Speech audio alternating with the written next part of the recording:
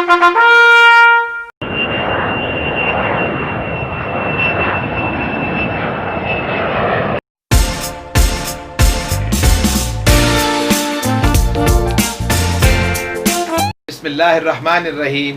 अस्सलामु अलैकुम वरहमतुल्लाहि वबरकातुहू। रब्बि इश्रह ली सदरी व यस्सिर ली अमरी वहलुल उक़दतम मिन लिसानी यफ़क़हू क़ौली। रब्बि ज़िदनी इल्मन नाफ़िअ। आमीन या रब्बल आलमीन।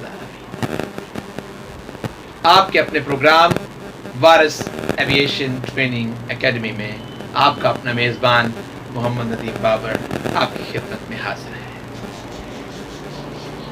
जैसा कि आपको पता है कि हमारी इस ट्रेनिंग एकेडमी के हर लेक्चर के उर्दू सेक्शन में जैसे ही हम ट्रेनिंग स्टार्ट करते हैं उससे पहले एक अच्छी बात करते हैं।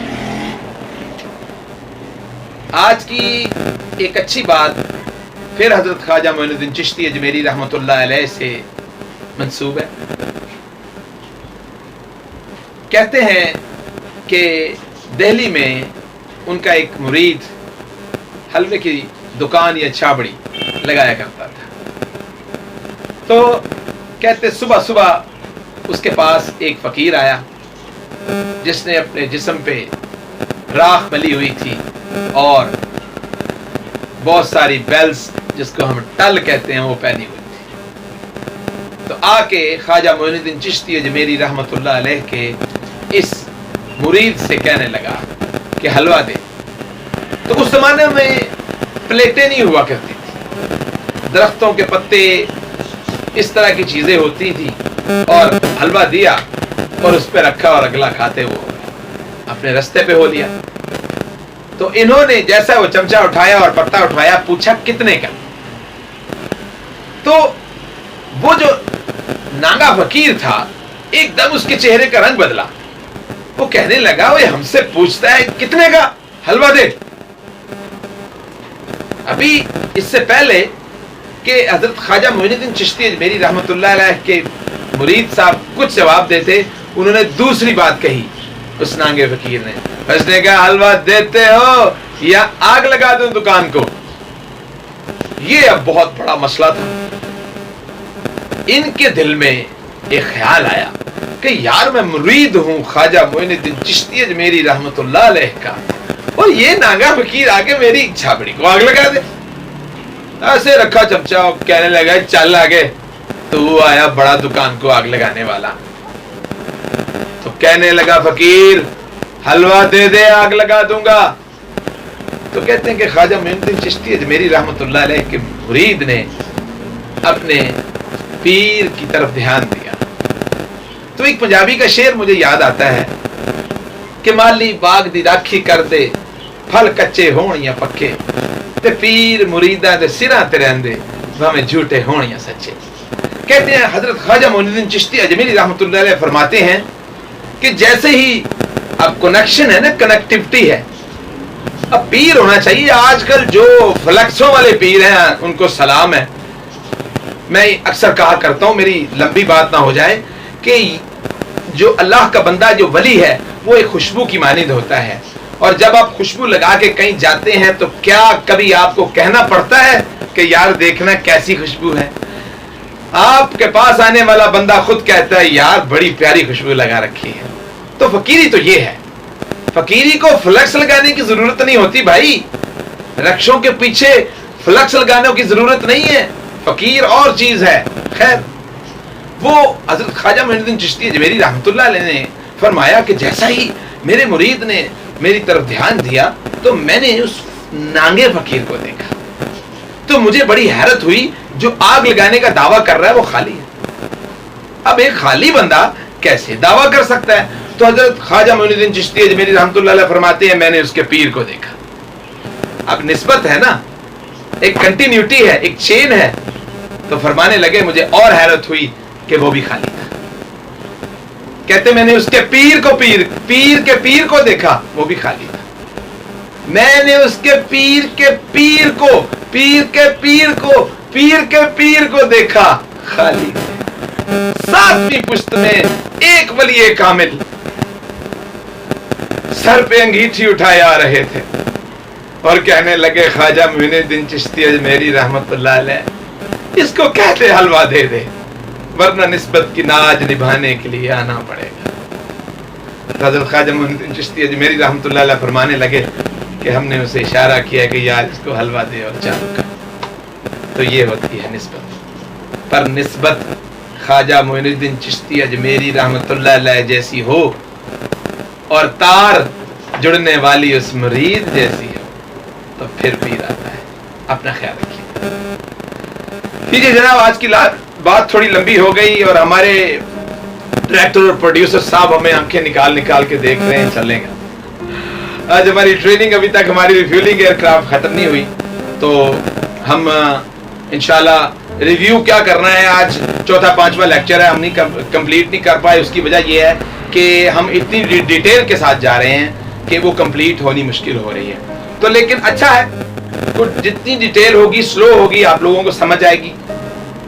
अब हम जो लास्ट पे पहुंचे थे वो प्री रिफ्यूलिंग चेक के बारे में बता रहे थे सॉरी तो वो प्री रिफ्यूलिंग चेक बंदे ने किया और जैसे कि मैंने एक पॉइंट लास्ट लेक्चर में हाईलाइट की थी कि जी वो अगर बंदा रह गया, एक चीज भी छूट जाए उससे, तो वो काम तो खराब हो गया। अब वो लिफ्ट ऊपर नहीं जाएगी क्योंकि उसने चेक नहीं किया हुआ था, तो वो रिफ्यूलिंग नहीं हो पाएगी क्योंकि जहाज को कनेक्ट नहीं होगा, तो एक पंगा हो जाएगा, मैस हो जाएगा। तो इसके लिए उस बंदे को प्री रिफ्यूलिंग करना बहुत जरूरी है। प्री इंस्पेक्शन चेक, आज हमारा सेफ्टी जो है उस पे डिफेंसिंग ड्राइव पे लेक्चर था इंग्लिश वाला, तो उस पे भी इंस्पेक्शन के बारे में बात हुई थी कि अपनी गाड़ी की आपने इंस्पेक्शन करनी है, उसको प्री इंस्पेक्शन कहते हैं। तो आपने जैसे अपनी गाड़ी की, वो भी बड़ी सिंपल है कि देखिए नॉर्मली हम सब लोग क्या करते हैं, हम सब लोग ये करते हैं कि जी सुबह आए, गाड़ी को सेल्फ मारा और बैठ के चले गए। तो लेकिन जो हमारा सिस्टम है, हमारा प्रोसीजर है, वो ये कहता है कि आप आए, गाड़ी को सबसे पहले वॉक अराउंड लें गाड़ी का और उसके टायर चेक करें, देखें कहीं कोई डेंट ना पड़ा हो, किसी ने रात में कोई गाड़ी को नुकसान ना पहुंचा दिया हो, वो चेक करें। और उसके बाद आप अपना बोनट खोलें। बोनट खोलने के बाद आप तेल पानी जो है आपका ऑयल और रेडिएटर वाटर वो चेक करें और इंजन की तरफ नज़र मारें। एक इंसिडेंट हमारे दोस्त के साथ हो गया था, नॉर्मल लगता है ज़ाहिर में, कि हमारे दोस्त आए और उन्होंने रात की गाड़ी में बैठ के उन्होंने सेल्फ स्टार्ट किया, गाड़ी चलाई और एकदम से उनकी गाड़ी के रुक गया इंजन उनका। तो उन्होंने जब उसको खोल के देखा तो वो रात में एक उनकी गाड़ी में बिल्ली बैठी हुई थी, तो वो उसका जो फैन है उसमें आ गई और वो बिल्ली भी मर गई और उनका मसला मसाइल भी हुआ। तो ये हम अपनी इस फील्ड में LFI कहते हैं, लर्न फ्रॉम इंसिडेंट। तो ये एक ऐसा इंसिडेंट था कि जो आज सारी जिंदगी के लिए उनको, ये आज से 30 साल पुराना किस्सा सुना रहा हूँ आपको, आज भी वो जब भी गाड़ी में बैठते हैं वो अपना बोनट उठा के अपना इंजन देखते हैं। रोज बिल्लियां नहीं आती, रोज बिल्लियां नहीं बनती। तो ये देखिए कि बहुत जरूरी है कि आप अपनी गाड़ी की प्री इंस्पेक्शन करें। उसके बाद आप अपनी गाड़ी स्टार्ट करें, ठीक है, आपको आइडलिंग पे चलें और आपका जो वो है उसमें सिस्टम वो आपको बता देगा क्या हुआ। कुछ हुआ? अच्छा, हमारे प्रोड्यूसर साहब हमें इशारा कर रहे हैं। अच्छा ठीक है, तो आपके जो उसकी स्पीड नॉर्मल हो जाएगी और रिक्वायर्ड टाइम उसका ओके हो जाएगा, उस पे चलें। अब उस बंदे ने प्री रिफ्यूलिंग कर ली। अब प्री रिफ्यूलिंग करने के बाद चूंकि अब देखिए प्री रिफ्यूलिंग का फायदा क्या होगा उस बंदे को ये पता होगा, और रिफ्यूलिंग ऑपरेटर उसका डेजिग्नेशन है, उसको ये पता होगा मैंने गाड़ी सारी चेक कर ली हुई है, अब मेरी गाड़ी वहां जाके कोई प्रॉब्लम नहीं देगी, ये उसको प्लस पॉइंट रहेगा। और जो डेजिग्नेटेड एरिया है वहां से वो ड्राइव करता हुआ जो स्पीड लिमिट है उसको फॉलो करता हुआ, अब जो अब जा रहा है बंदा, जो उसकी सर्विस रोड है वो डिपेंड करती है as per infrastructure of airport का जो नक्शा है उसी के हिसाब से बात जगह पे सर्विस रोड वन वे होती है। जो वन वे सर्विस रोड होती है उसकी स्पीड लिमिट सिर्फ 15 होती है, और जो दूसरी टू वे होती है उसमें 20 होती है। अब क्या होता है कि जो उसकी डेजिग्नेटेड एरिया है उससे वहां से वो जाता है, क्योंकि उसको ऑलरेडी पता होता है कि इतने एप्रन पे इतनी पार्किंग पे मेरा जहाज खड़ा है। अगर वो 2 वे है तो 15 की स्पीड लिमिट से जाएगा, और अगर वो 1 वे है तो 20 की स्पीड लिमिट से या 25 की स्पीड लिमिट से जाएगा। जो लिमिट वहां पे एज पर, जैसे कि मैंने अर्ज की, इंफ्रास्ट्रक्चर, उसके हिसाब से वो एयरपोर्ट डिजाइन है। तो जहाज के पास जैसे भी पहुंचता है, नॉर्मली 2 तरह का पहुंचना होता है। जो अच्छे बेहतरीन सुपरवाइजर होते हैं, टाइम का इशारा हो रहा है, कितना टाइम बाकी? अच्छा ठीक है, तो हमारा थोड़ा सा टाइम बाकी है, कंप्लीट करने की कोशिश करते हैं। तो जैसे उसको 2 तरह के मैंने सुपरवाइजर कहे। एक वो सुपरवाइजर होता है कि जो जहाज के लैंड होने पे अपना बंदा निकाल देता है, वो सेफ साइड रहता है पूरा। जैसे ही जहाज लैंड होता है हमें फिट्स में पता लग जाता है कि हमारे पास फिट्स होती है, एक कंप्यूटर होता है। जब आप एयरपोर्ट जाते हैं तो वो आपने स्क्रीनें देखी होंगी, वो हमें फ्लाइट डिस्प्ले होती है सारी, उस पे नंबर, वो जैसे ही रडार होता है तो फ्लक्चुएट वो फ्लाइट करनी शुरू कर देती है। तो सुपरवाइजर को पता लग जाता है कि जी मेरी फ्लाइट उतरने वाली है। तो फिर उसी वक्त वो तकरीबन 15 मिनट पहले भी करनी शुरू कर देती है। ये अलर्ट होता है सारी कंपनीज को। वो एक ही जो फिट्स होती है हर जगह पूरे एयरपोर्ट में होती है। अब वही फ्लाइट नंबर मसलन PK 736 जो कि पाकिस्तान की फ्लाइट है, वो अगर जद्दा जा रही है तो फ्लक्चुएट करनी शुरू हो जाएगी। अब सारी कंपनीज, क्योंकि एक तो काम होना नहीं है, उसमें 15 किस्म के काम है, हर बंदा रेडी हो जाता है। अब ये जो सुपरवाइजर है, अगर तो ये जबरदस्त बंदा है तो उसी वक्त अपने बंदे की तैयारी कर लेगा, क्योंकि इसने बंदे की तैयारी करनी है, बंदे ने प्री रिफ्यूलिंग करनी है और उसके जहाज पे पहुंचना है, और वो जितना रिक्वायर्ड टाइम है वो लेते हुए वो जहाज पे उसकी पार्किंग में पहुंच जाता है। 2 तरह की अराइवल मैंने अर्ज की। अब मिसाल के तौर पे जिसने वो फिट्स को देखते हुए फ्लक्चुएट होते ही अपना बंदा भेज दिया, उसका ऑपरेटर गाड़ी के साथ जहाज के पार होने से पहले पहुंच गया। अब प्रायोरिटी क्या है कि जो बंदा पहले आएगा वो कनेक्ट करेगा।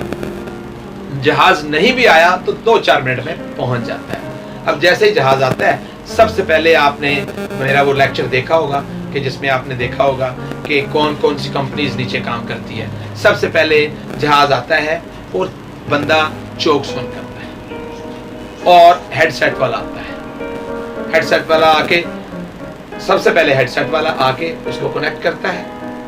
चोक्स वाला जब इंजन बंद होते तब आता है, आके कनेक्ट करता है। उस कैप्टन से कम्युनिकेट होता है कि भाई आप अपनी सही जगह पे पार्क हो गए, आपकी हर चीज नॉर्मल है, इंजन बंद कर दें। तो वो जैसे ही बंदा इंजन बंद करता है, सबसे पहला चोक सोन वाला आता है। चोक सोन क्या है? टायर्स के नीचे ट्रायंगुलर ब्लैक चौक्स होते हैं, वो लगा देते हैं कि कुछ जैसे वो ब्रेक रिलीज करता है वो जहाज ऐसे पीछे होने की कोशिश करता है, क्योंकि बाय डिजाइन सारे जहाज, चूंकि जहाज में रिवर्स गियर नहीं होता, मजे की बात, C-130 के अलावा, तो ये थोड़ा सा टेपर बना होता है। जैसे ही जहाज वापस जाता है, पुश बैक लगता है उसको, तो पुश बैक ट्रैक्टर जो होता है उसको ज्यादा जोर नहीं लगाना पड़ता, इसलिए वो खुद से ही चलना शुरू कर देता है आहिस्ता आहिस्ता। तो बाद में उसका दूसरा फंक्शन स्टार्ट होता है, वो भी उस पर भी बात करेंगे। तो इस पे हमारी आज की ट्रेनिंग कंप्लीट होने वाली है, क्योंकि टाइम हमने काफी ज्यादा ले लिया, हमें बार बार लाइट ऑन हो रही है। तो ऐसा है कि जैसे जहाज आया, हेडसेट वाले ने कम्युनिकेट करके इंजन्स को बंद कराया और चोकसोन हुआ। अब चोकसोन होते ही सबसे पहले जो काम होता है वो स्टेप्स लगती है। स्टेप्स लगने के बाद फिर वो ऊपर चला जाता है कस्टम वाला। तो मैंने आपको अर्ज किया था प्रोसीजर सारा, कौन कौन सी कंपनी है, ये वो सिस्टम है। तो उसके बाद वो बंदा सामने की तरफ ड्राइव करते हुए रिफ्यूलर या डिस्पेंसर, इसने डिस्पेंसर लिया हुआ है, ये बैक नहीं कभी आएगा, आगे जाके बैक नहीं आएगा, क्योंकि इतनी जगह नहीं होती और बड़ी डेंजर होती है। ये पहले ही उस पोजीशन में खड़ा होगा कि सीधा जाके जहाज के विंग के नीचे खड़ा हो जाएगा। अब जहाज के विंग के जैसे ही नीचे खड़ा हो जाएगा, उसके बाद कैसे कनेक्शन करेगा, क्या मामला होंगे, इंशाअल्लाह हम दूसरी वीडियो में बताएंगे। तो अगर आपको हमारा काम अच्छा लग रहा है तो इस चैनल को ज़रूर सब्सक्राइब करें, और इस वीडियो को थम्स अप भी करें। और बेल आइकन भी दबाएं ताकि आपको हमारी वीडियो जो है वो मिलती रहे। और साथ में कोई कमेंट्स है आपके तो वो भी ज़रूर दीजिएगा। अपना ख्याल रखिएगा। अगली वीडियो तक अल्लाह।